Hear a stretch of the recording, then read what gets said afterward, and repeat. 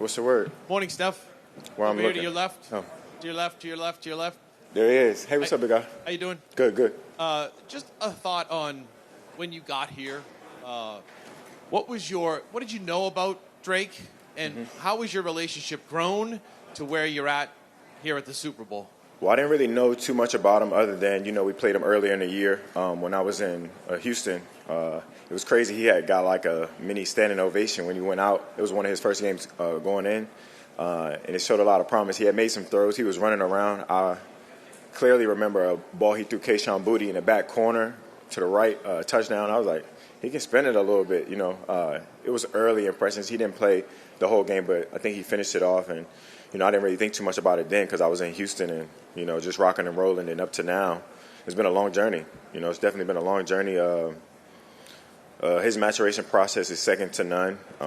One of the best I've ever seen from a quarterback position. He's still super young. It's just crazy. He's had a lot of success, but as I've grown closer to him, I'm a huge fan of him. He's like a mini inspiration. And to be that young and be that mature and be able to play at a high level is something that I always wanted when I was a young player, and I'm just happy to be a part of this thing. He's a good teammate as well. We joke and laugh a lot in that building and in that room. So the more time we spend, I see that relationship growing, and he's cool with all his teammates. He's like that quarterback. I don't know how to describe it. If you play football, but he has that quarterback mindset, that quarterback energy. Yeah, he's cool. For cadence purposes, we'll try to go back and forth, right and left. So we'll go to the right. Where I'm looking. Hey, I got you. How you doing? Great. Stefon, throughout the season, you guys have done the Zombieland touchdown celebration. What's that? Oh, yeah. Sorry, you do it better than I I'm do. old. I don't know too much. How did a lot of your teammates have credited you for being the guy that really brought a different aura to the celebration and got it to really catch on? Where did you get the inspiration for it, and are you surprised that it's gotten as viral as it has? I'll be on the internet a little bit. It's crazy that you said it. I didn't even know the name of it. I'll be on the internet a little bit. I thought it was fitting. I think it started around like Buffalo, and it kind of carried on. So I don't give it too much thought. I'm out there just trying to have fun, bring a lot of energy, and bring some swag. I take a little bit of credit. I'm a small piece of the puzzle, but when other guys make plays and they carry it on, like even the defense, it was kind of crazy because when it first happened, the defense was like, we need a celebration bad. Y'all got a celebration, and it kind of like brings the team together a little bit when you have like a team celebration and stuff like that. And I credit that to kind of like my past years being other places and seeing what kind of brings guys together. And you got to make plays first before you can celebrate. So I think it goes hand in hand. I don't take too much credit. Tara Sullivan on the left. Hey, Stefon. Good morning. I hope you don't mind an offbeat question. No, I don't know if you saw this news story. Lindsey Vonn, the U.S. American skier, is at the Olympics. Mm-hmm. She blew out her ACL last week and is going to ski with it. And I just wanted your opinion of that. Could you imagine skiing, given what you've been through and what the recovery is like? I can imagine. Prayers to her, number one. I hope her surgery, when she does get it, goes successful. It's crazy that anybody who's torn the ACL, they know like a week or a couple of days maybe sometimes, people can run. People can do like whatever they need to do once they get the swelling out. So it's kind of like a weird injury. Like as long as you're not cut in and like decel, and I think she should be fine. If she's at the Olympics, she's obviously an amazing athlete, so shout outs to her. Her mental toughness and, whatever she's going through, hopefully she can go out there and give it her best, because as long as she doesn't have to stop and decel, I think she'll be all right. So fingers crossed for her, and, I hope it goes well. All the way in the back right. Gotcha. Stefon, you mentioned a couple days back you almost signed with Denver in free agency. I'm just curious, what did you like about their system and what ultimately just kind of in your evaluation process made it New England that maybe you liked a little bit more? Mainly when I was signing, you kind of it's like a figure it out kind of process. And I kind of, lean towards my experience. I played against Sean Payton a lot. I seen what his offense can do. So that was one thing. And then a couple of people on that staff that I knew, Davis Webb, I was familiar with. He helped me a lot in Buffalo as far as like learning the plays. Buffalo was a different place, their offensive scheme with Dayball, he ran a lot of stuff. So Davis Webb knew a lot of that. He taught me a lot of the offense. He's a good friend of mine. I think he's going to be a hell of a coach one day. That's kind of how it ended up happening. And, weighing my options on what was going to be the best. I also like, Coach Vraves. I had a little bit of a interaction with him at Pro Bowl and stuff like that. And then they had a young quarterback. They both had young quarterbacks. So when you weigh in all the pros and cons, I just felt like, the Patriots was probably going to be the best fit. And it wasn't too far from home. So, yeah. All right, on the left in the middle. How you doing? Hey, Stefon, I like the hoodie, man. I need a hug, too. Appreciate it. I don't really need a hug. Don't touch me, but. It's all good. You're safe. You're safe. I just have a question. Yeah. Are you a man of faith? And if you are a man of faith, how does that help you through the ups and downs of the season? 100% man of faith. I get happy when I get to talk about it a little bit because my relationship with the higher power, whatever you believe in, my God is a good God, and I feel like I learned through experience the things that He's taught me, and my shortcomings and overcoming and the obstacles that I went through even this past offseason. I kind of talked about it a little bit as far as leaving Buffalo was a different experience for me, and then I wanted to go to Houston. I ended up going to Houston. I wanted to chase a ring. I was around great players, a good team, and then I ended up tearing my ACL, boom. And then fast forward, I ended up at the Patriots. Not a lot of people believed in the Patriots or thought they would do anything. They said they were going to win like 6-7 games. That's what I was reading up at that point, but didn't pay it no mind. Fast forward, now I'm in the Super Bowl. There's a lot of things that happened in that timeline, but leaning on my faith and leaning on the things that that got me here. I feel like he was going to help me overcome anything that I go through or went through, and look at how it all played out. Who would have thought? I wouldn't have, but I'm gonna continue to lean on him through everything that I go through. Here I am at the Super Bowl trying to win a game. Kyle Hightower in the middle right. Stefon, Yeah. 11 years in the league by kind of default. You're kind of the elder statesman of the receiver room. Yep. But you're obviously still very much a young guy, full of energy. Yeah. What's it been like kind of serving that role for this group and interacting, get to know this group? And what's kind of bonded you guys all together despite your different kind of years in the league? I'm the oldest in the room. They make fun of me all the time, and I'm like, look, Mike Wallace told me a long time ago when I was young, I used to make fun of him for being old. I think I met him around like year 7 or 8. I was like, damn, you old. And then he was like, you're going to be old one day too. And I'll never forget that statement. Like at this point, Pop, Kyle Williams, even Kayshawn, they make fun of me all the time. And I'm like, look, y'all going to be old too one day, and we're going to revisit and have this conversation again.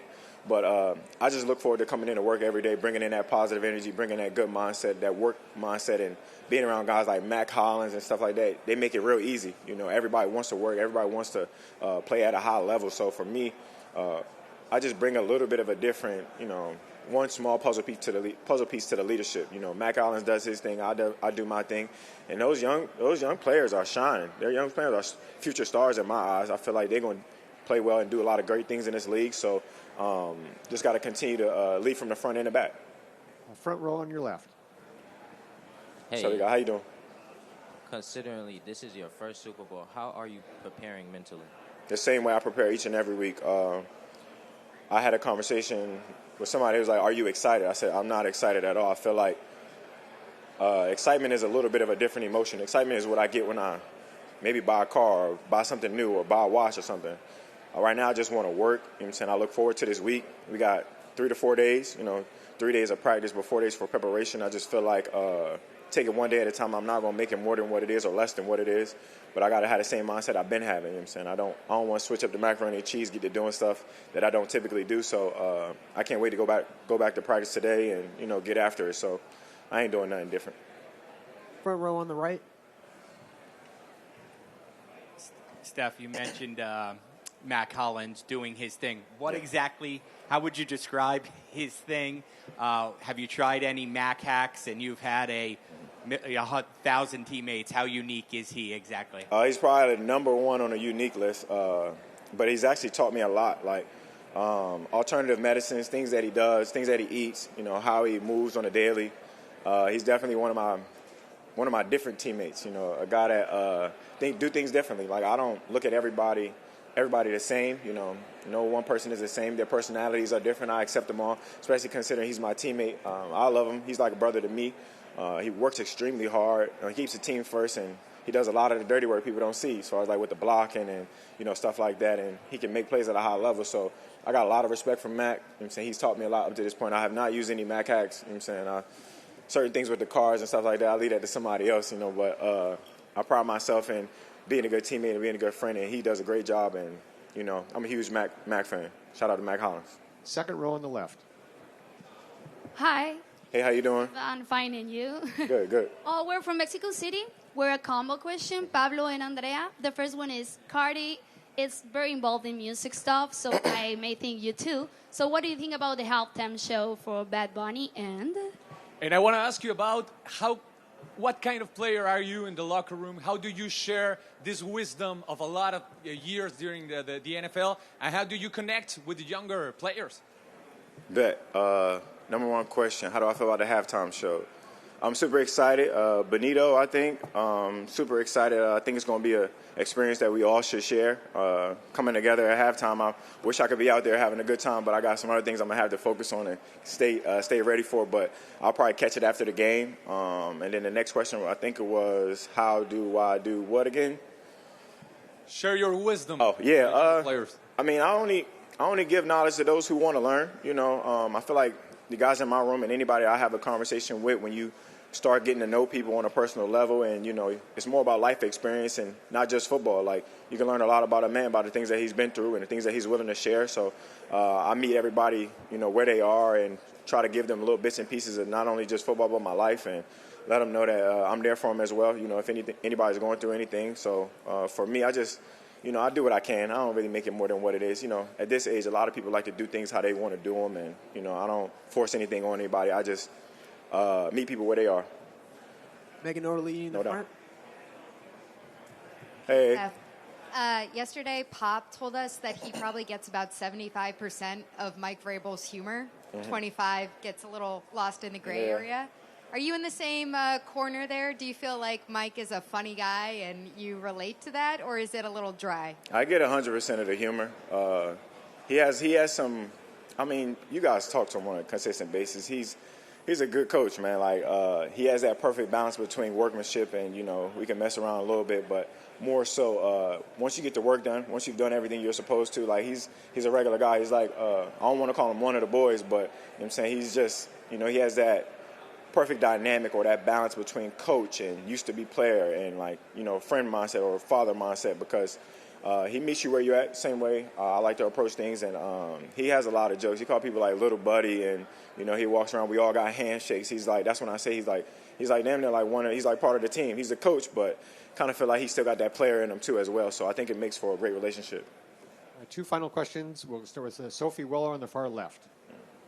Hi, Steph. Hey, how you doing? Good. How about you? Good. I'm curious. This team has a good mix of younger players and veterans, but there hasn't been as much Super Bowl experience. Is there anyone this week that the team has specifically been relying on, or that's kind of stepped up as a leader to help navigate this week? No, I think it's been the same, consistent, just because they try not to switch the macaroni and cheese. And the guys that have that experience, I don't think they've approached it any other way, than they approach each and every week, which is a great thing, because there's consistency there. Like, you can rely on guys who have been in the Super Bowl, who have experience, like a guy like Milton Williams, like superstar, Carlton Davis, guys who made those plays.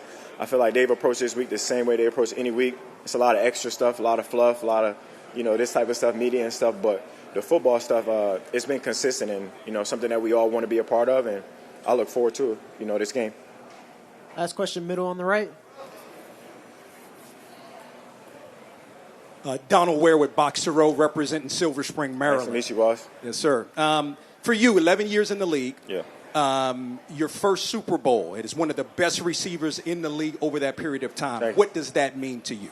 It means everything to me. I kind of talked about notoriety and legacy and the other day, and I just feel like these are one of those things that kind of help your journey, I guess. It's been a long journey. It's been a long time, just to even get here. It's been a lot of games played, a lot of practices. That's why I can't get swayed or can't get distracted. I got to keep the main thing, get back to work. Don't think too much of it. Don't think less of it than what it is either. Appreciate it for everything that I've been through, every practice, every day, life. I just take it for what it is. I'm just thankful to be where I'm at right now. So I want to appreciate that, and the best way I can do that is, nurture the blessing that God's given me, get back to work, get on the grind, and, trying to find a way to earn a win. So thank y'all so much.